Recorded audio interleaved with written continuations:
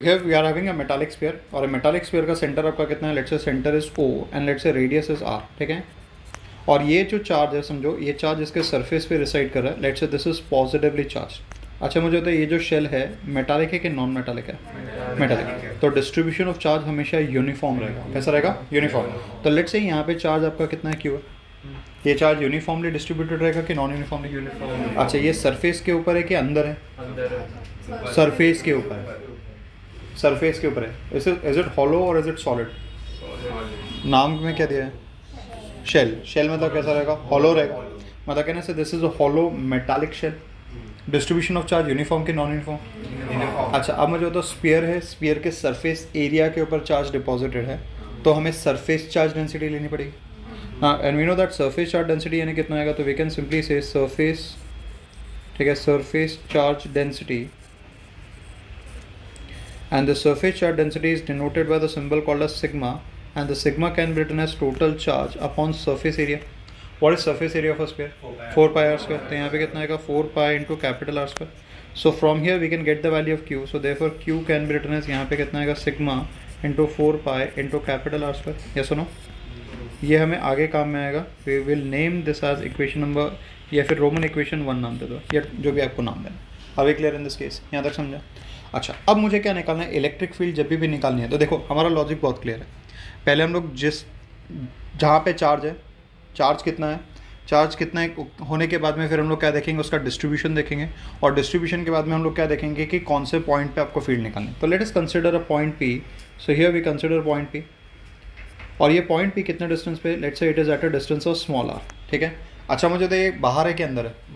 बाहर है। तो what can you say about what is the relation between small r and capital R? कौन बड़ा है? Small r। मतलब for any point outside the shell small r is greater than capital R। हाँ है ना। अच्छा अगर ये पॉइंट P अगर मैं सरफेस पे ले जाऊँ, मतलब यहाँ पे लेके जाऊँ, ये पॉइंट P को मैं इधर धीरे धीरे अंदर लेके जा रहा हूँ, तो ये R का वैल्यू बढ़ेगा कि कम होगा? कम होगा। और जब मैं सरफेस पे पहुँच जाऊँगा तो ये स्मॉल r किसको इक्वल हो जाएगा? कैपिटल R को इक्वल हो जाएगा। मतलब सरफेस के लिए क्या कंडीशन है? Small r equal to capital R। Outside के लिए कंडीशन क्या है? Small r is greater than capital R। अच्छा इनसाइड के लिए कंडीशन क्या हो जाएगी? Small r is less than capital R। अच्छा हाल फिलहाल ये कहाँ पे? बाहर है कि अंदर है? बाहर। अच्छा what is the shape of distribution? Distribution कैसा है? मतलब यूनिफॉर्म। लेकिन कैसे सरफेस पे डिस्ट्रीब्यूटेड है? स्फेरिकल। स्फेरिकल सरफेस पे। तो मैं गॉसियन सरफेस कैसा लूँगा? स्फेरिकल कि नॉन स्फेरिकल? स्फेरिकल। स्फेरिकल लेना पड़ेगा। क्यों? क्योंकि हमें सिमेट्रिक डिस्ट्रीब्यूशन जब भी गॉसियन सरफेस लेते हैं वो हमेशा सिमेट्रिक ही होता है। Are we clear in this case? तो यहाँ पे हम लोग कौन सा क्या ड्रॉ करेंगे? एक गॉसियन स्फीयर ड्रॉ करेंगे जिसका सेंटर क्या रहेगा? आपका सेंटर आपका O रहेगा और रेडियस कितना रहेगा? Small r। अंडरस्टूड? क्लियर है? तो यहाँ पे मैं गॉसियन स्फीयर ड्रॉ करो, यहाँ पे ध्यान दीजिए। So this is our Gaussian sphere that we are having.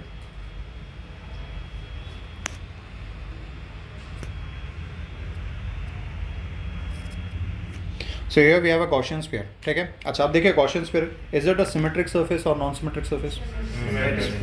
फटाफट बोलो।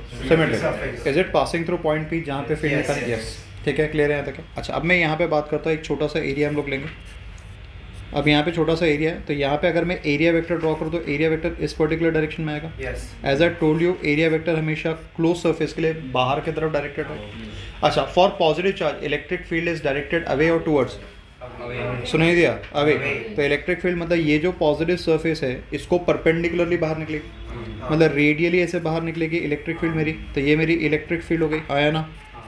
तो मुझे तो for the small elemental area area vector और फील्ड कितने एंगल कितना दोनों के बीच? जीरो। मतलब कहने से both of them are in the same direction. ये हमारी गॉसियन सरफेस की प्रॉपर्टी होती है कि हम लोग सरफेस हमेशा ऐसे चूज़ करेंगे कि E और DA के बीच में का एंगल डिफाइंड हो, हाँ है ना। अच्छा अब मुझे होता है ये जो पूरी लाइन है, ये जो पूरी लाइन दिख रही डॉटेड लाइन, ये अंदर वाले चार्ज के हिसाब से सिमेट्रिक है कि असिमेट्रिक है? सिमेट्रिक है ना, हाँ है ना। अच्छा इमेजिन करो कि यहाँ पे आग लगी हुई है, यहाँ पे आग लगी हुई है और ये सारे पॉइंट्स पे मैंने आपको बैठा दिया, तो सबको जो अमाउंट ऑफ हीट आने वाला है वो सेम रहेगा कि अलग रहेगा? सेम रहेगा। मतलब यहाँ पे हर एक पॉइंट पे E का वैल्यू कॉन्स्टेंट रहेगा कि वेरिएबल रहेगा? कॉन्स्टेंट। अंडरस्टूड? क्लियर है? समझा गॉसियन सरफेस क्यों लिया? ये सारी प्रॉपर्टीज सेटिस्फाई करता है, ये सारी कंडीशंस को सेटिस्फाई करता है। अंडरस्टूड? अब हमें दो तरीके से फ्लक्स निकालना है, एक हमें इंटीग्रेट करके फ्लक्स निकालना है और दूसरा हमें गॉस थ्योरम क्या कहता है? Total flux is enclosed charge upon epsilon not. Yes और नो? तो अभी हम लोग यहाँ पे क्या निकालेंगे? फ्लक्स निकालेंगे। कैसे निकालेंगे? पहले हम लोग बात करेंगे फॉर गॉसियन स्फीयर, तो we are going to discuss about Gaussian sphere.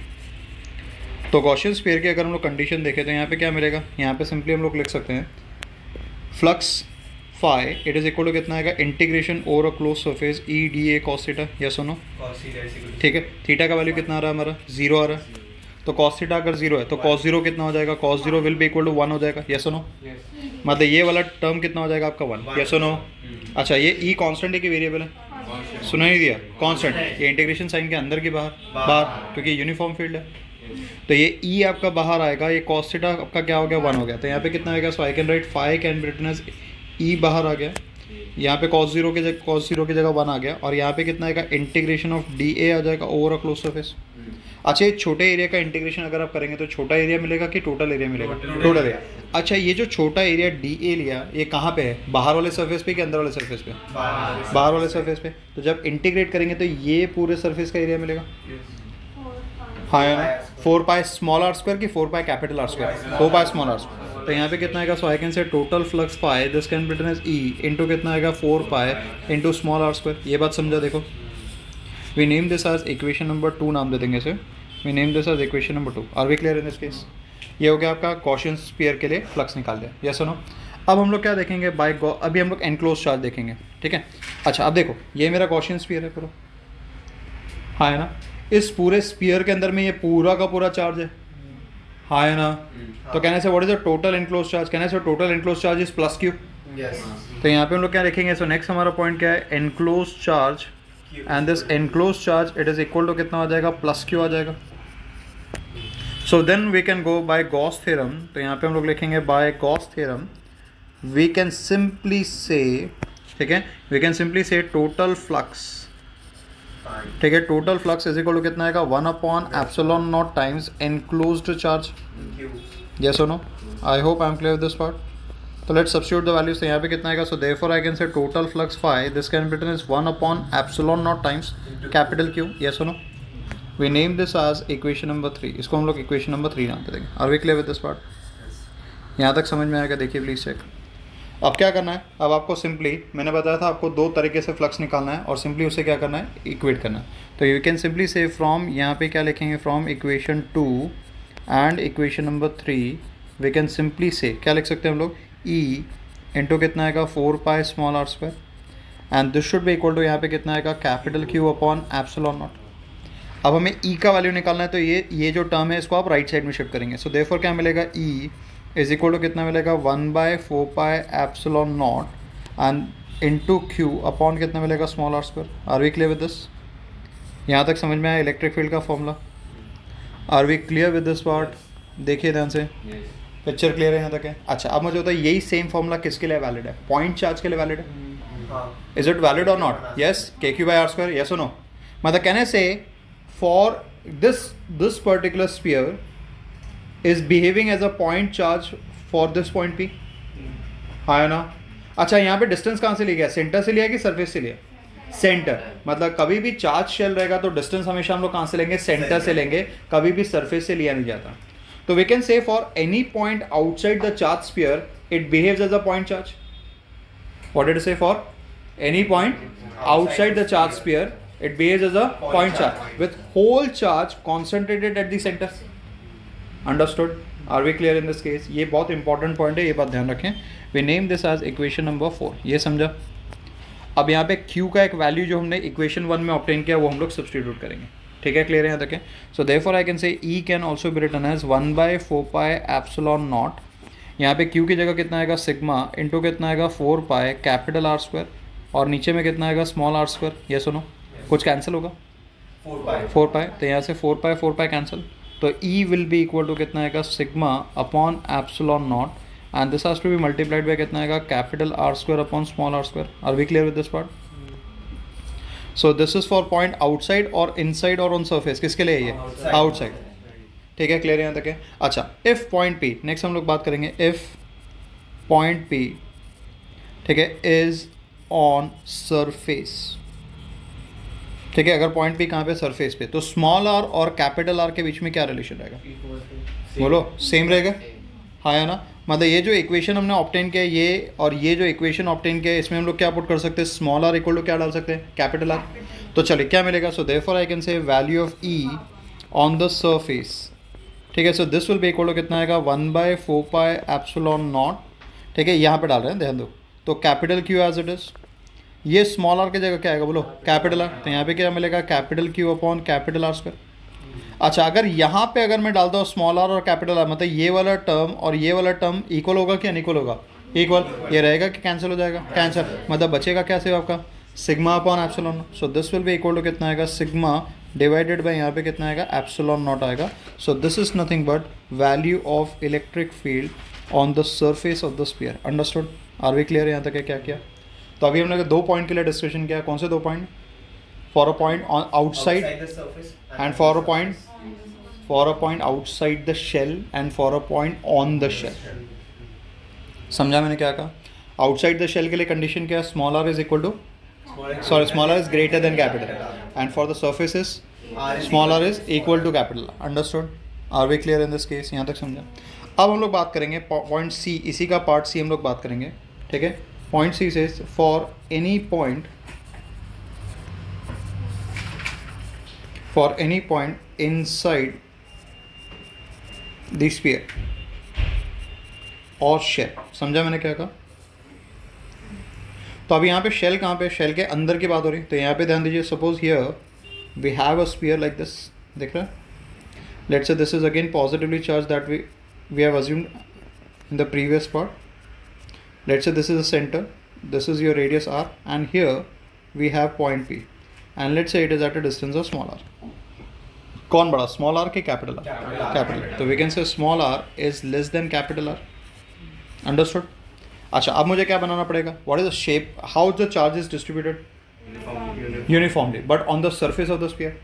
तो गॉसियन सरफेस का शेप क्या रहेगा, स्फीयर रहेगा, हाँ है ना। अच्छा, स्फीयर रहेगा तो सेंटर क्या लेंगे, ओ को सेंटर ले लेंगे, रेडियस कितना लेंगे, स्मॉल आर के कैपिटल आर, कैपिटल आर क्यों बेटा, अगर मैं कैपिटल आर लूंगा तो गॉसियन स्फीयर क्या है, ये पॉइंट से पास होगा क्या, नहीं, गॉसियन स्फीयर कहाँ से पास होना जरूरी है, पी से पास होना जरूरी है, हाँ या ना। तो अगर ये पी से पास होना जरूरी है तो मेरा रेडियस कितना होना चाहिए, स्मॉल आर के कैपिटल स्मॉल आर। तो मैं क्या करूँगा, यहाँ पे will construct a Gaussian sphere like this, ठीक है। So this is our Gaussian sphere, yes और no. Now tell me what is the charge which is inside this particular sphere? क्या यहाँ पे इस स्फीयर के अंदर में चार्ज है कि स्फीयर के बाहर में कोई बाहर में चार्ज। तो ये क्या कोई फ्लक्स को कंट्रीब्यूट करेगा कि नहीं करेगा, नहीं करेगा। मैंने बताया फ्लक्स को कंट्रीब्यूट करने के लिए हमेशा चार्ज कहाँ पे होना चाहिए, इनसाइड और outside, inside the Gaussian surface होना चाहिए। फ्लक्स को, अगर आपको कोई सरफेस पे फ्लक्स का कंट्रीब्यूशन चाहिए किसी भी चार्ज से, तो वो चार्ज आपका हमेशा गॉसियन सरफेस के अंदर होना चाहिए। इस गॉसियन स्फीयर के अंदर में कोई चार्ज है क्या, नहीं। तो we can simply say in this case enclose charge, कहने से enclose charge is equal to 0। अच्छा, एनक्लोज चार्ज अगर 0 तो मतलब कहने से टोटल फ्लक्स इज 0। अच्छा, टोटल फ्लक्स 0 मतलब कहने से इलेक्ट्रिक लाइन्स ऑफ फोर्स है ही नहीं वहाँ पे, नहीं है। अगर इलेक्ट्रिक लाइन्स ऑफ फोर्स ही नहीं है मतलब इलेक्ट्रिक फील्ड रहेगा कि नहीं रहेगा, नहीं रहेगा। मतलब therefore I can say electric field at any point inside the charge sphere it is always equal to 0। समझा, लॉजिक समझा यहाँ तक है। So if I plot a graph for the same, तो देखिए ये मेरा चार्ज स्फीयर है, देखिए ध्यान से। So here we have a charge sphere, ये हमारा सेंटर है, यहाँ पे सरफेस पे आपका चार्ज प्रेजेंट है, अंदर में कोई भी चार्ज प्रेजेंट नहीं है। Are we clear in this case. Next, उसके बाद में अगर आप बात करेंगे तो यहाँ पे ये वाई एक्सिस के अलॉन्ग में आपका ये इलेक्ट्रिक फील्ड में वाई एक्सिस पे प्लॉट करो, और एक्स एक्सिस पे हम लोग प्लॉट करें distance from the centre of the sphere, and let's say this distance is small r. Understood. ये मेरा रेडियस कैपिटल आर है, this radius is capital R. मैं यहाँ पे एक लाइन ड्रॉप करो, and for this particular line we can say small r it is equal to capital are. अच्छा, इस लाइन के मैं राइट हैंड साइड में रहूँगा तो मेरा क्या हो जाएगा, we are outside the sphere और इनसाइड द स्फीयर। और इस लाइन के ऊपर रहेंगे तो ऊपर सरफेस। अच्छा, लेफ्ट पे रहेंगे तो इनसाइड। समझा मैंने क्या कहा, मतलब यहाँ पे हम लोग बोल सकते हैं small r is less than capital R and here small r is greater than capital R. Agreed, हाँ है ना। अच्छा, अंदर में कोई फील्ड है कि नहीं है, बोलो। इनसाइड कोई इलेक्ट्रिक फील्ड है कि नहीं है, नहीं है। मतलब यहाँ से हमारा स्टार्ट होगा, अंदर में कुछ भी लाइन ड्रॉ नहीं करेंगे आप लोग। और आउटसाइड में अगर आप बात करेंगे तो आउटसाइड में हमने एक फॉर्मूला पढ़ा था, ई आउटसाइड का एक फॉर्मूला क्या था, 1/4 epsilon naught capital Q upon small are square. Yes सुनो, मुझे बता ई और आर स्क्वायर का रिलेशन कैसा है, डायरेक्ट है कि इनवर्स है? इनवर्स। तो जैसे जैसे आपका डिस्टेंस बढ़ेगा ये ग्राफ कैसे उतरेगा, ऐसे नीचे की तरफ उतरेगा। ठीक है, अंदर में फील्ड है कि नहीं है? नहीं है। ये सरफेस पे आपका फील्ड मैक्सिमम होता है and this value is E surface, it is equal to कितना आएगा, 1/4 एप्सिलॉन नॉट, यहाँ पे मिलेगा capital Q upon capital R square. Are we clear in this case? Are we clear with this part? समझा किस तरह से? तो आपको ध्यान रखना है, outside E is inversely proportional to R square, inside E का वैल्यू आपका 0 होगा, सरफेस पे ई का वैल्यू क्या होगा, मैक्सिमम होगा। Are we clear in this case? Shape क्या है आपका? शेल है, मेटालिक शेल है। कैसा शेल है आपका? मेटालिक। तो उसको एनक्लोज करने के लिए कौन सा सरफेस यूज़ किया हम लोगों ने? गॉसियन स्फीयर यूज़ किया। क्या यूज़ किया? Gaussian sphere. आउटसाइड के लिए कंडीशन क्या थी? Small r is greater than capital. Surface के लिए कंडीशन क्या थी? Small r is equal to capital. And inside के लिए कंडीशन क्या थी? Small r is less than capital.